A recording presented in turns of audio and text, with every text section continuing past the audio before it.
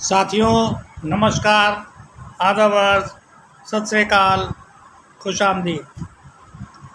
साथियों, मैं प्रवीण कुमार सिन्हा, आपका अपना पुराना चिरपरिचित साथी, विकलांग साथी ट्रस्ट सीतापुर जनपद का जिला अध्यक्ष और विकलांग साथी ट्रस्ट के राष्ट्रीय संयुक्त सचिव के पद से आपके बीच आपके अपने चहेते और लोकप्रिय चैनल दिव्यांगम पर आपके साथ रूबरू हो रहे हैं।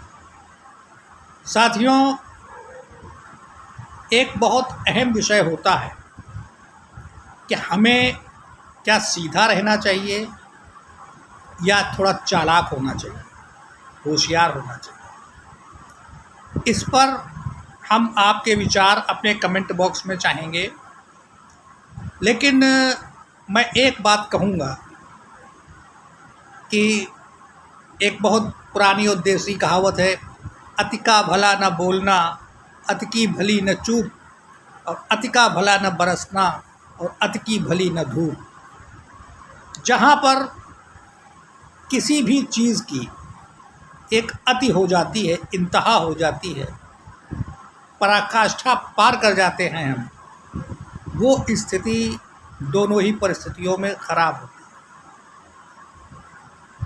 आपने कभी एक गौर किया होगा कि जो व्यक्ति अपने आप को शांत रखने में बहुत निपुण समझते हैं, अंतर्मुखी होते हैं, अपने राज जल्दी नहीं खोलते हैं, मौन रह के सबके विचार सुनते हैं, लेकिन कभी अपने विचार साझा नहीं करते, ऐसे लोग ज़िंदगी में सफल नहीं हो पाते। ये अति के सीधे होते हैं। इनके पास इनके अपने हाथ, अपनी बैसाखी दूसरों के कंधों पर टिकी होती है। ऐसे लोग ज़िंदगी के पायदान पर तरक्की नहीं कर पाते। ऐसे लोगों को थोड़ा सा चतुर, चालाक, होशियार होना चाहिए। एक उदाहरण की बात, जैसे आज से लगभग 25-30 साल पहले, 40 साल पहले गांव में शिक्षा होती ही नहीं थी, लगभग ना के बराबर थी। ऐसे लोगों से ये कहा जाता था कि भाई इतना तो पढ़ लो कि अपने हस्ताक्षर कर सको, भाई इतना तो पढ़ लो कि तुम्हारे बारे में क्या अच्छा लिखा गया है, क्या बुरा लिखा गया है, ज़मीन जायदाद में तुम्हारा कहाँ पर कितना हिस्सा है, ये तो जान समझ लो। वहाँ से एक होशियारी की शुरुआत पीछे के समय से चालू हुई। तो साथियों, आप लोगों ने भी देखा होगा कि यूकेलिप्टस और शीशम जैसे जो बिल्कुल बांस जैसे जो स्ट्रेट फॉरवर्ड पेड़ होते हैं, वो जल्दी काटे जाते हैं, पहले काटे जाते हैं। और जो थोड़ा झुकावदार, मौके के हिसाब से चलने वाले, होशियार टाइप के लोग होते हैं, पेड़ होते हैं, उन पर वार देर में होता है, बाद में होता है। तो मैं ये कह रहा हूँ साथियों कि अभी हम लोग कुछ दिन पहले एक वेबिनार कार्यक्रम में बैठे थे, हमारे बहुत से साथी लोग बैठे थे। हमने देखा एक उस सीधापन की एक पराकाष्ठा है इमरान साहब, कुछ कुदरती लाचारी और कुछ होता सीधा। ऐसे सीधा बनने की ज़रूरत नहीं है कि हम कोई रोटी दे देगा तो खा लेके बनना, ऐसे ही सो जाएंगे, ये मेरे बड़े हैं, ये मेरे हितैषी हैं, या मेरे ये सर्वे सर्वा हैं, ये जो कहेंगे सही कहेंगे। जैसे एक पुरानी पिक्चर का एक डायलॉग है, जीजा जो कहेंगे सही, मैं वही करूँगा। ऐसी स्थिति गलत है। हम कम से कम इस बात का विचार करें कि कौन सी बात मेरे कितने हित में है, और मौके पे हम अपनी बात से कैसे पलट के अपने आप को बचा सकते हैं। याद रखिए, बचपन में अगर दुर्योधन यूकेलिप्टस की तरह सीधा ना होता तो शकुनी उस पे खानदान के नाश का बीज ना बोता। ये चीज़ ध्यान देने वाली। इतना भी होशियार नहीं होना चाहिए कि वो एक अहम की तरह साबित हो जाए। जैसे कर्ण, उसको एक अहम था कि मैं जो चाहूँगा मैं वो कर लूँगा। उसका भी अंत बड़ा बुरा हुआ। ये महाभारत के उदाहरण महज उदाहरण नहीं है।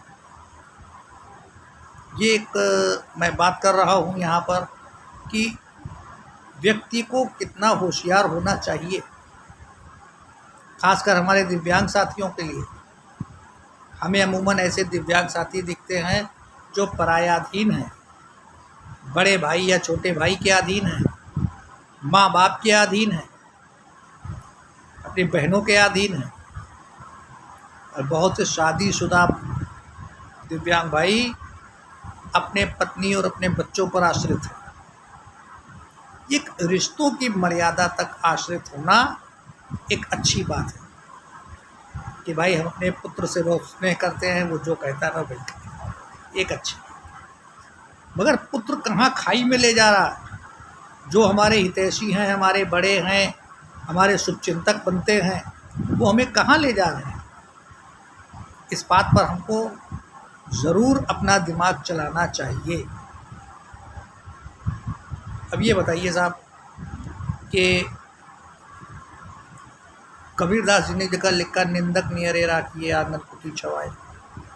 तो अगर कोई आपका निंदा करे, आपको सही मार्ग दिखाए कि नहीं साहब आप इस रास्ते पर नहीं, इस रास्ते चले, ये आपके लिए हितकर होगा, आप भी विचार करो कि ये क्या बात सही चल रही है कि नहीं।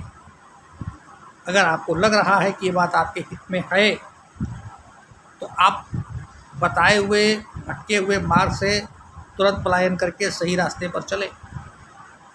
एक इंसान की पहचान। वरना बहुत से लोग हैं ना कि बस ज़िंदगी मिली है तो जिए जा रहे हैं, ऐसे नहीं। किसी ने बहुत स्पष्ट शब्दों में लिखा है कि अगर आप जिंदा हैं तो सोते वक्त भी अपने पैर हिलाते रहिए, वरना ये दुनिया मुर्दा समझ के दफनाने में समय नहीं लगाती। कहने का तात्पर्य ये नहीं कि कोई ले जाके आपको शमशान घाट में फूंकाए। कहने का मतलब ये है कि लोग आपको भूल जाएंगे, और जो भूलेंगे नहीं वो आपको अपने मतलब के लिए याद रखेंगे कि चलो भाई फलाने आदमी के पास चलते हैं, उससे ये मदद लेते हैं, वो कर देगा बहुत सीधा। इस विचारधारा से आपको बाहर आना चाहिए। विद्यार्थियों को होशियार रहना चाहिए। अभी आज के एपिसोड में मैं देख रहा था, डॉक्टर मनोज गुप्ता बता रहे थे कि बच्चों का पढ़ाई से तो बिल्कुल मन हट गया है। मानता हूँ, अब बच्चों का मन हट गया है। मन हटना चाहिए कोर्स की किताबों से, तो कतई नहीं हटना चाहिए कोर्स की किताबों से। मन हटे तो ऊट पटांग चीज़ों से हटे। अब मोबाइल बच्चे खेलते हैं तो मोबाइल का खेलने का मतलब ये नहीं होता कि गलत आदत है, लेकिन उसका लती नहीं होना चाहिए। मोबाइल बहुत बढ़िया चीज़ है। हम और आप काफ़ी आज अगर जुड़े हैं एक दूसरे से तो मोबाइल के कारण ही तो जुड़े हैं। बच्चों में ये जिज्ञासा पैदा होनी चाहिए इस बात की कि इस मोबाइल के जो अच्छे अच्छे फंक्शन हैं उनको हम सीखें और उनसे कुछ पॉजिटिविटी निकालें। होशियारी यहाँ पे ज़रूरी है। ये इतना सीधा होना नहीं जरूरी साहब मोबाइल तो बहुत बुरी चीज़ है, मैं नहीं खेलता, मैं चलाना नहीं जानता। साथियों, मैं ये समझता हूँ कि व्यक्ति को बाहिर्मुखी होना चाहिए, हर सभा में अपने विचार रखने चाहिए और दूसरों के विचारों को आत्मसात भी करना चाहिए। जो व्यक्ति दूसरों के विचारों को आत्मसात नहीं कर सकता, जो व्यक्ति किसी दूसरे के बताए हुए रास्ते पर चलकर अपने जीवन में लाभ नहीं कमा सकता, वो व्यक्ति तरक्की करेगा, ये कह पाना बहुत मुश्किल है। साथियों, एक बात हमेशा ध्यान रखिए कि चाहे दिव्यांग हो चाहे दिव्यांग ना हो, सामान्य व्यक्ति हो, चाहे स्त्री हो चाहे पुरुष हो, हम लोगों को अपने अपने हित को ध्यान में रखना चाहिए। हम लोगों को अपने वजूद को कायम रखना चाहिए। अब ये भी होशियारी गलत है कि अगर कोई साहब कहें कि पेंशन बांधना है तो हमको 2000 रुपये की रिश्वत दो, तो मैंने गणित लगाई कि नहीं साहब, पेंशन तो 20 साल 50 साल आएगी, तो साहब 2000 दे देना भलाई है। ये नकारात्मक होशियारी भी घातक साबित होगी। इस तरह की होशियारी की ज़रूरत नहीं। इस तरह की होशियारी की बच्चों को ज़रूरत नहीं है कि हम नकल करने के नए नए तरीके सीखें परीक्षा में पास होने के लिए। समाज के जो सरकारी बाबू हैं या प्राइवेट कंपनियों में काम करने वाले लोग हैं, उनको इस तरह की होशियारी की ज़रूरत नहीं है कि वो अपनी सीट का दुरुपयोग करें और रिश्वतखोरी भी करते रहें और जन सामान्य का भला भी करते रहें। वो जन सामान्य का भला नहीं काम कर पाएगा।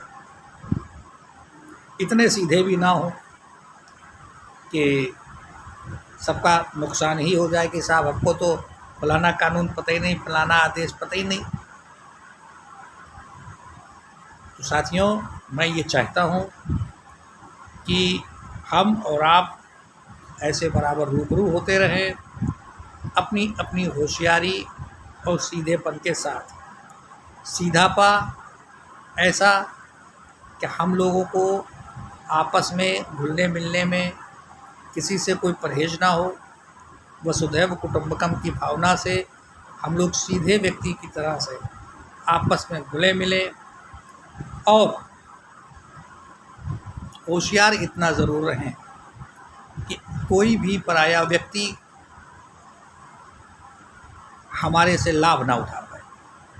ध्यान दीजिए, अगर जहांगीर जैसा आदमी, औरंगजेब सरे का आदमी अगर नकारात्मक होशियारी ना दिखाते तो शायद हिंदुस्तान की दशा और दिशा कुछ और होती। हमारे आज़ादी के परवानों में कुछ, मैं नाम लेकर के इस विषय को विवादास्पद नहीं बनाऊंगा, कुछ लोग ऐसे थे जिनकी नकारात्मक प्रवृत्ति के कारण हिंदुस्तान का बंटवारा हुआ। अगर वो अपने व्यक्तिगत अहम को लेके ना आए होते सामने, तो आज हिंदुस्तान का नक्शा कुछ और होता।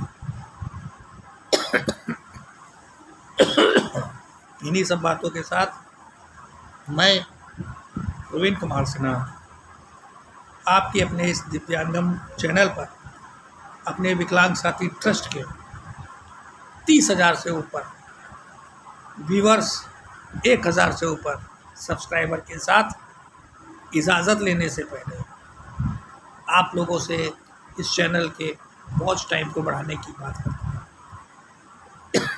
एक प्रार्थना करता हूँ कि हम और आप मिलके इस चैनल के वॉच टाइम को अधिक से अधिक बढ़ाएं, ताकि इससे होने वाली किसी भी सुविधा का लाभ सीधे दिव्यांगम के एक एक पदाधिकारी तक, एक एक साधारण सदस्य तक, समाज के न्यूनतम सदस्य तक पहुँचे। यही मेरी आपसे विनती है। नमस्कार।